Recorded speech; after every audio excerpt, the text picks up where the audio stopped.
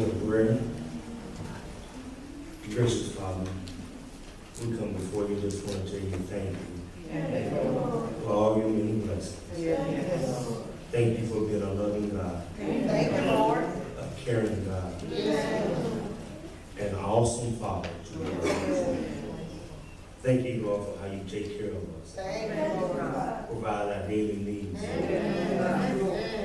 Thank you for looking beyond our faults and blessing us with our needs. Thank you, Lord. Thank you. What an awesome God that you are. A holy God who cares so much about us. Willing to die to save us from our sins. Thank you, Lord, for shedding your blood on that old rugged cross, that we might be redeemed and have eternal life. Yes, Lord. We ask your blessing. We thank you for the worship service already this morning. We thank you for the praise of the saints of God. Now, Lord, we come to a time to hear a word from you, Lord. And we want to hear a word from you, not from me, but from you, Lord. That you touch the hearts of your people, Lord. That we can have a better walk with you, Lord. So just help us, Lord. You know the world that we live in. Some trying times, Lord. But you're still able. So we thank you, Lord. As I pray, we ask in your Son, Jesus. Amen. Amen. It's good to be here this morning with you. This is my first time for being at Grace to worship with you. I've been knowing your pastor for several years, and I've heard him preach several times. An awesome preacher. Awesome preacher. So I thank God for his invite for coming. He's been coming to our church for many years, and it's blessed us. So I really appreciate his invitation to be here this morning. Amen. I know you understand he left, go spend some vacation time with him and his wife. And he told me, he said, I got to get away. I said, you going to be there, brother? Oh, no. So it's good to be here. It's good to be here. It's kind of amazing that my son is here with me, that y'all sing happy birthday. He's next to the youngest of our 6 children. And his birthday in July 25th.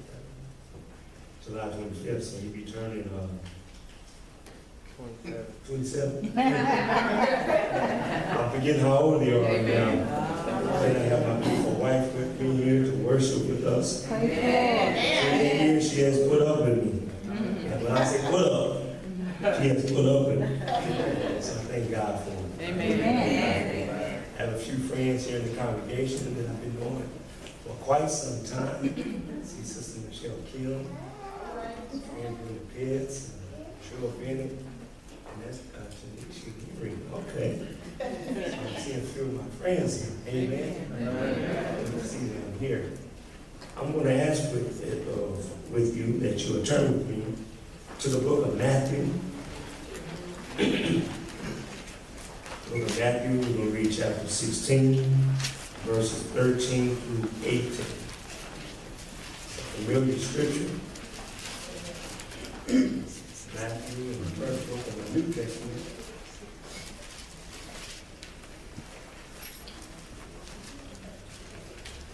Chapter 16, verse 13 through 18.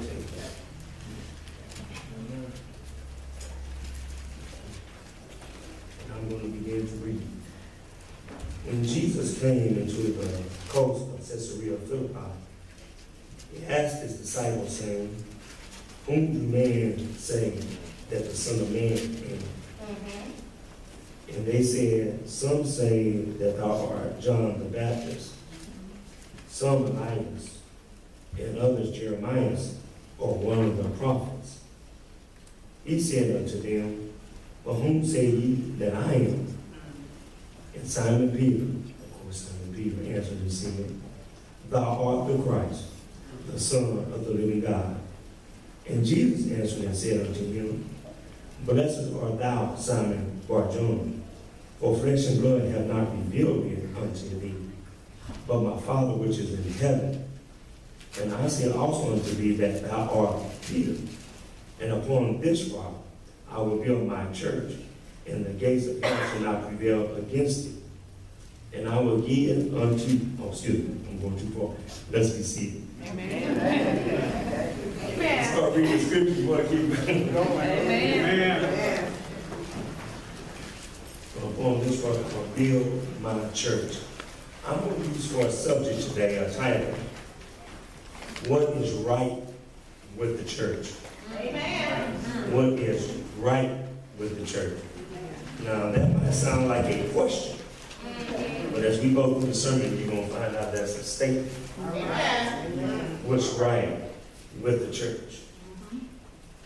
Most of our conversations today concerning the church is what's wrong with the church. Well, We know most of our conversations, when we talk about church, we're not talking about what's right with it. We're talking about what's wrong with the church. As Christians and churchgoers, somehow, even in the barber shop, the beauty shop, or just having a conversation with your friend, the subject will come up, what's wrong with church? I don't know how it happens, but somehow we get to the conclusion as we talk about what's going on in life and in society, we always bring up the church. yeah. And if they know what church you go to, they would have an opinion about your church, your pastor, or some other member in your church. Yeah. You know how word gets around. Something going on in your church. Somebody outside these walls don't know about it. The news media. The slightest misconduct happens regarding the church, especially with the pastor, it would become front page news. But all the stuff going on in the world, let something happen in the church. They would quickly broadcast it. But they don't broadcast all the good that the church is doing. They don't broadcast how many souls are giving their life to Christ. But they quick to broadcast the bad news about the church. It seems like all of us, and even church members, church members. Help us, Lord. Church members can be the worst at talking about the church. Or should I say, gossiping about the problems in the church. We're the worst kind of people. Hate to say it. But God's people, we can stir up a lot of mess in God's house. You know how it goes. Some members don't have respect or love for their pastor. They don't believe none of the choir members are saved. They don't believe the deacons are saved. Nobody's right in their eyes. You know how some church members are. They find fault with anybody and anything that goes on in the church. But when the church doors are open, guess who the first one's here? First one to open, to bust the doors wide open are the ones that are doing all the stirring up the trouble. But when church doors, but anytime people come together in anything, you can find some fault in it. Because we're imperfect beings. And that includes the church. There's nobody in here right now perfect. There's nobody sitting here with no faults, no problems, nobody. So it's not hard for us to find fault in the church. Instead of talking about the faults in the pastor, the deacons, or the choir members, or anybody else in the church, why don't we try something else? Why don't you stop and look in the mirror and correct your faults? Why don't we try that? Why don't you take time out, look in the mirror, and correct your faults? Jesus said it like this in Matthew the 7th chapter. He said this, judge not, that you be judged. For with the judgment you judge, you shall be judged. And with the measure you meet, it should be measured to you again. And why beholdest thou the mote that is in thy brother's eye, but consider not the beam that is in thine own eye? Or wilt thou say to the brother, let me pull out the mote that is in thine eye? Behold, a beam that is in thine own eye. Thou hypocrite. First cast out the beam that is in your own eye before you start talking about your brother's mote in his eye. So this is not something new.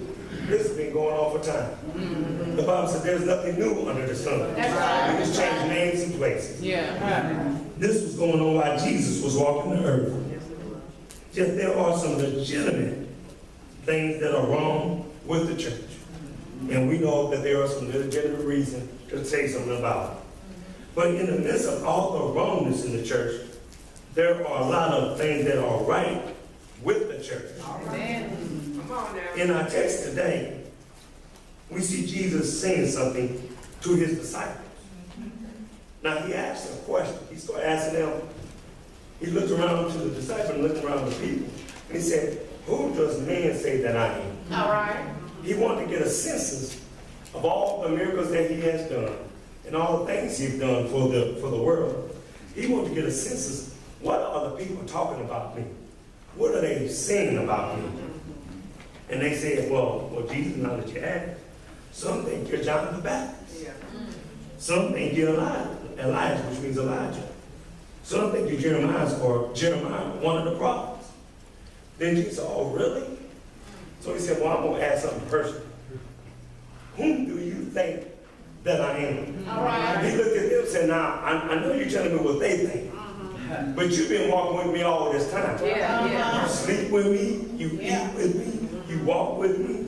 So he asked them, well, whom say ye that I am? Jesus would like to ask all of us that question. See, if somebody asks you, who do you think Jesus is, you'll give a general answer. But Jesus wants to know, after all that I've done for you, after all that I helped you with, after all the things I have delivered you from, after all the sins I have given you for, who do you think I am to you? See, when you make it personally, then you're able to praise the Lord in a mighty way. Think about all the things God has done for you. There should not be a complaint coming out your mouth by somebody else. And the grace of God has poured all over your life. How dare you talk about the troubles other people might be having? Because guess what? You was in the same boat they were. You forgot how God had brought you from. But we also remember who Christ is to me personally. When we die, and I believe a lot of Christians have forgotten, we're going to stand before God. There's a judgment there coming for us too. And I think we're doing all we're doing out here. We don't want to witness. We stir up more trouble and strife. We don't want to take care of our family members. But we got to stand one day before Jesus Christ on Judgment Day and give an account for what we did do or didn't do in these bodies. Jesus wants to know, where you stand with me? So yes, there's a lot of things going wrong with the church.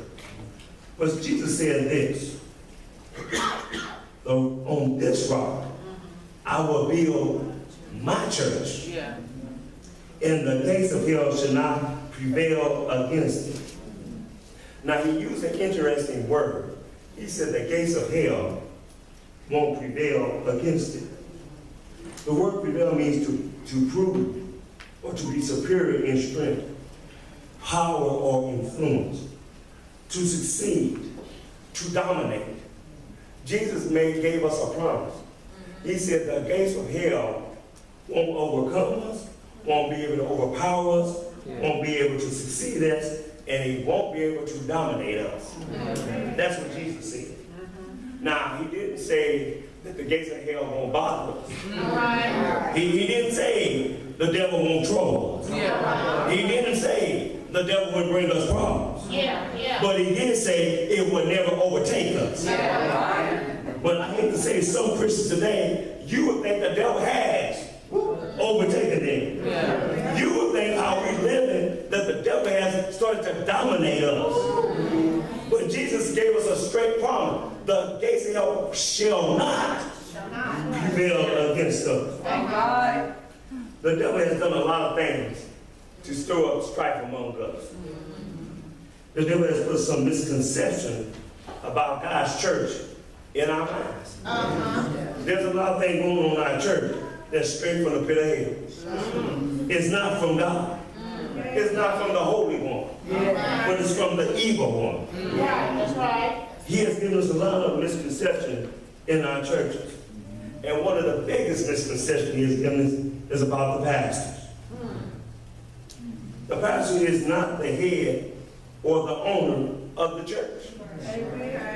Sad to say, some pastors believe that they are. Or they function like they are. Now this is not a put down on pastors. Don't take me wrong here. But the devil has instilled in our minds that whatever the pastor says, that's what goes. Well, the pastor is not the gospel that saves us. Right. He's an instrument that God uses to help us. So that's why when something happens in our churches, or something goes wrong with the pastor, our churches begin to crumble and fall apart. God never meant for this to be. This should never happen. If Jesus is the head of the church. If Jesus ain't nobody, or no one, or no group of people should ever be able to shut God's house down. I'm going to say it again. Nobody, no person, or anything should be able to shut down God's house. Now, if it ain't God's house, it can shut down. But if Jesus is the head of the house, it can't be shut down. I'm not telling you that we shouldn't honor our pastors or dishonor them. I know we value our pastors' decisions on certain matters, and we look to them for guidance, which we should.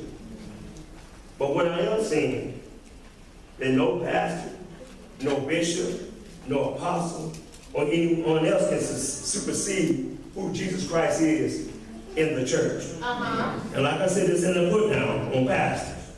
Don't take me wrong. But I believe that a lot of problem in our church starts at the head. Most churches are messed up because the head is messed up. I'm talking about the visible head. I ain't talking about the ultimate head. Jesus said, this is my church.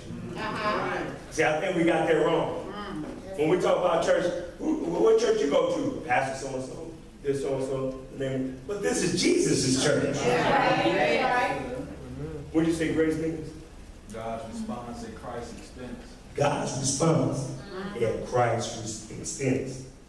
God's response at Christ's expense. This is his church. Grace, this is God's church. I know you love your pastor, but this ain't his church. Jesus is the owner of this church. Jesus said it's my church because it's my body.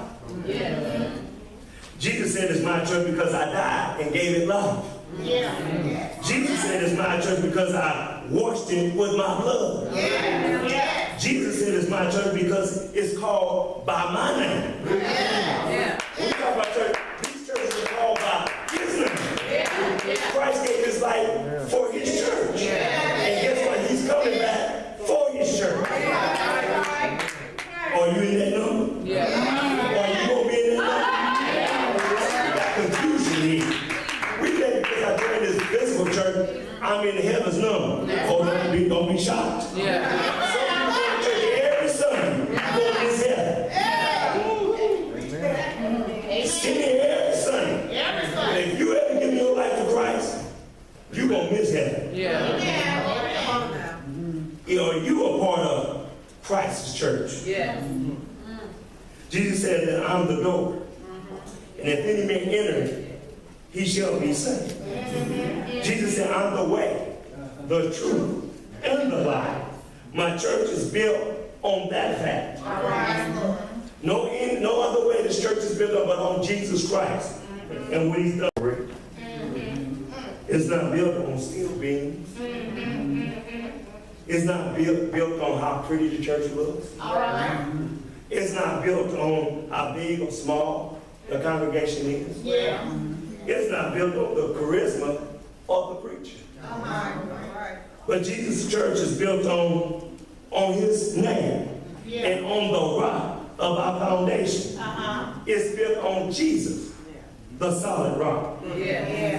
When we build our faith on Christ, it should be built on Jesus, our rock. Jesus said, when the storms of life come, how many have storms of life in their life?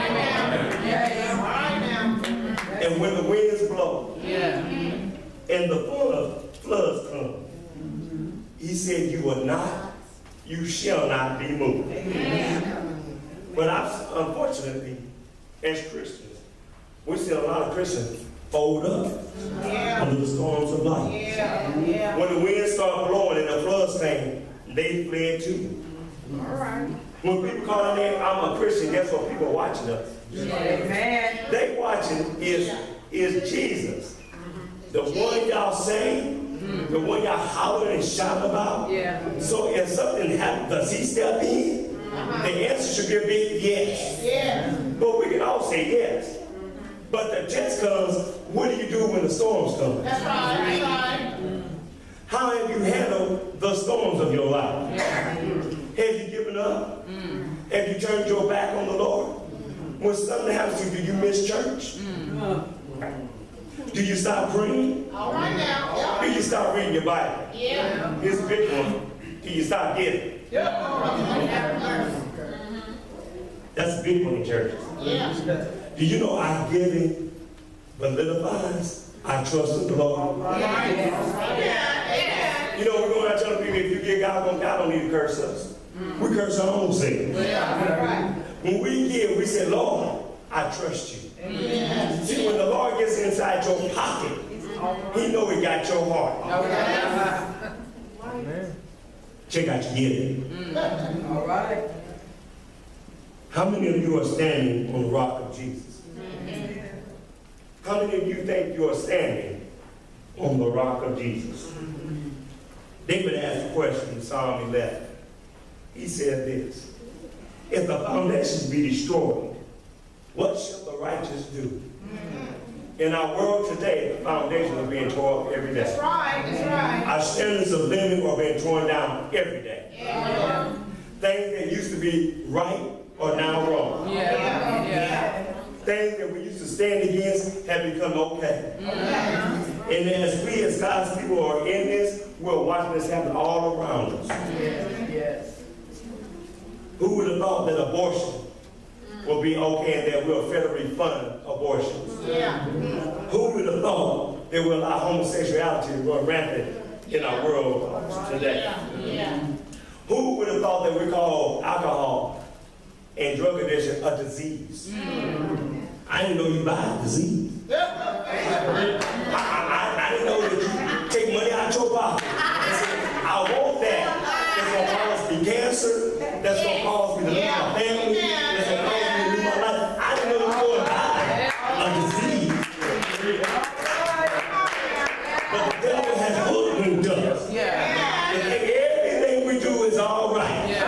And it's not your fault that you're in this condition. But I'm here to tell you, most of our problem is our fault. Stop blaming the devil. It ain't his fault. It's our fault that we're doing the things that we're doing in our society. And then we call on God. God's going to make a way. God's going to do. God said, stop doing what you're doing. God has already laid out right and wrong. Right here. You don't keep down with you every one day. You know, sleeping around is wrong. You don't need to tell you every day, you know, smoking that joint is wrong. He don't need to tell you every day you shoot up is wrong. Have mercy. Have mercy. All right now.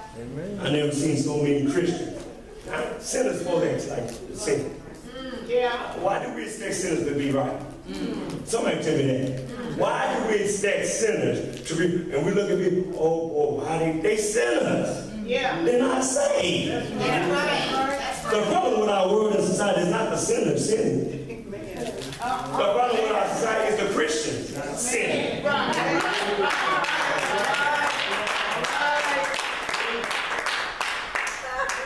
Jesus said he saved us from our sins.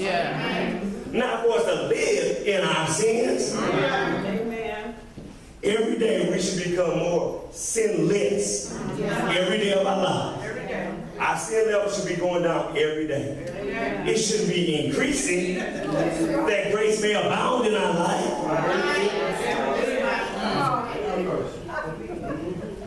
Our wrong world is upside down, topsy-turvy. Because a sinner is expecting a response from God's people. I know you might not believe this or not, but people like to be told when they're wrong. Think about your life. When you was out there messing up and stuff, I know when somebody did finally speak to you, it was a relief to you. Because we all need help. That's right. We all need help. And our help comes from the Lord. I'm sure when David asked that question, if the foundation of be destroyed, what shall the righteous do? I'm sure David didn't know at the time what we know. That my hope is built on nothing less than Jesus' blood and his righteousness. I dare not trust the sweeter frame, but wholly lean on Jesus' name. On Christ, the solid rock I stand. All other ground is sinking sand. If you're trying to make it in this world today without Jesus Christ standing on him, you won't sink in sand. I don't care how long you've been going to church. I don't care what your name is on the church roll in. I don't care who minister, deacon, whatever. If you're not standing on Jesus Christ, your life is on sinking sand. Jesus Christ is our foundation.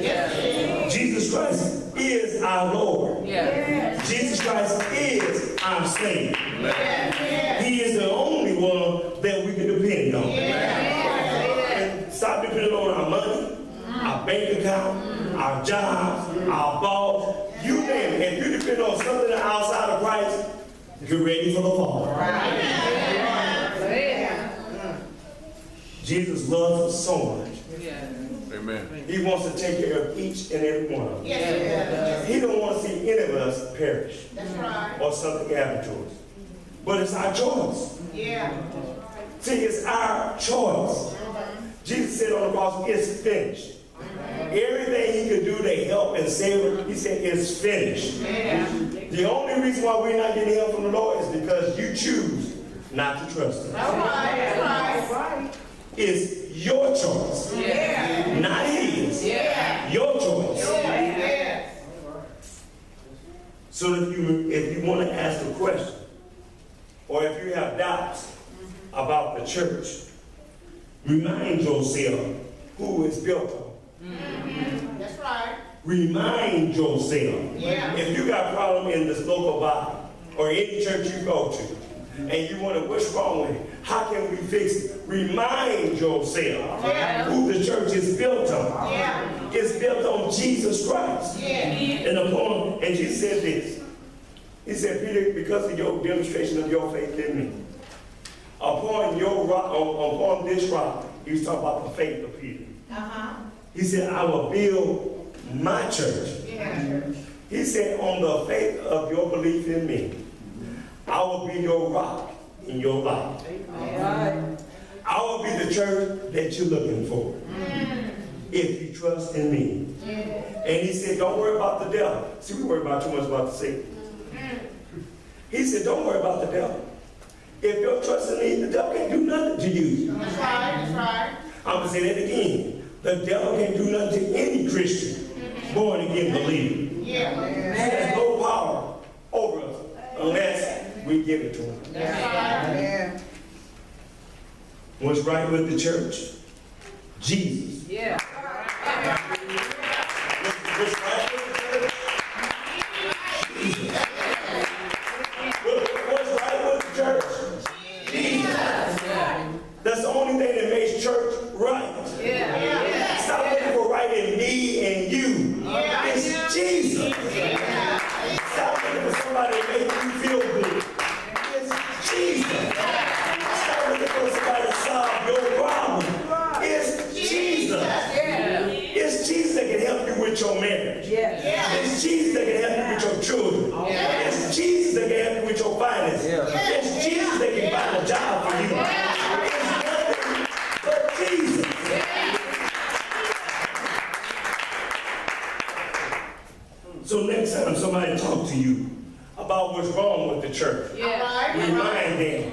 If Jesus is the head of your church, there's something right with the church.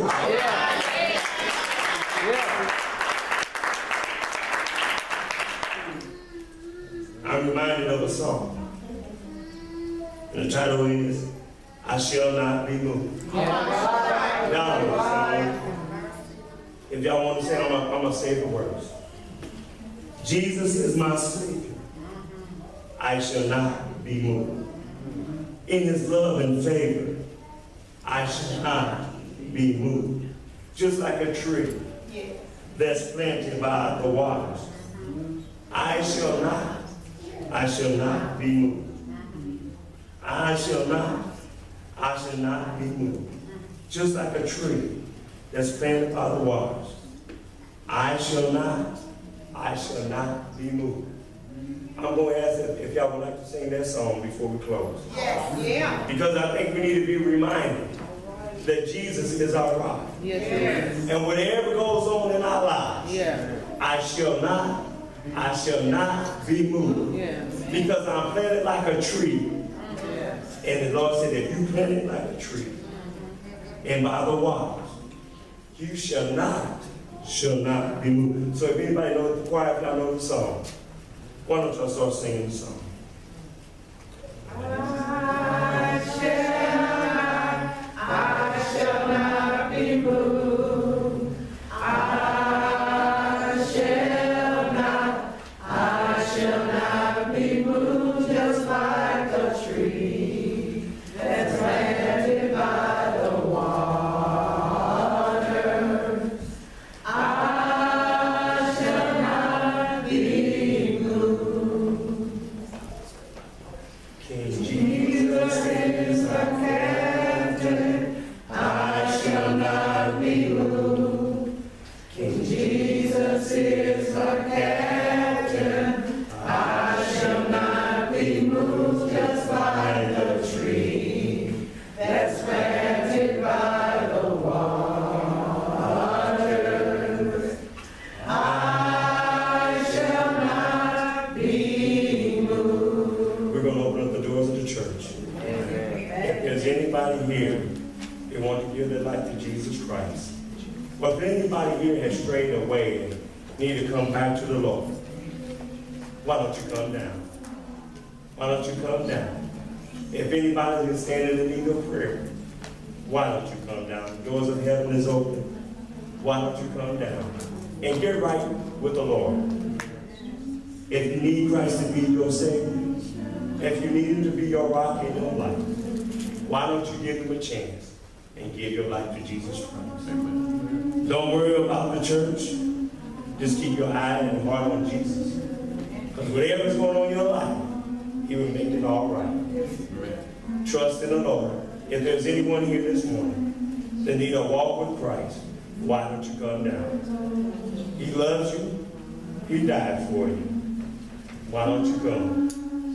Is there anybody here? Anybody needs a church home? Why don't you come? Maybe you're strayed away from God's house, and then you need to come back to him to be a part of the body of Christ. Why don't you come? I shall not be moved, just like a tree that's planted by the water. I shall not be moved. Let the church say amen. Amen. Amen. Amen. Thank y'all again. I don't know what happens at this point of y'all service. Do I need to close? No, we got to do it all. Oh. Well, I hope y'all heard about giving.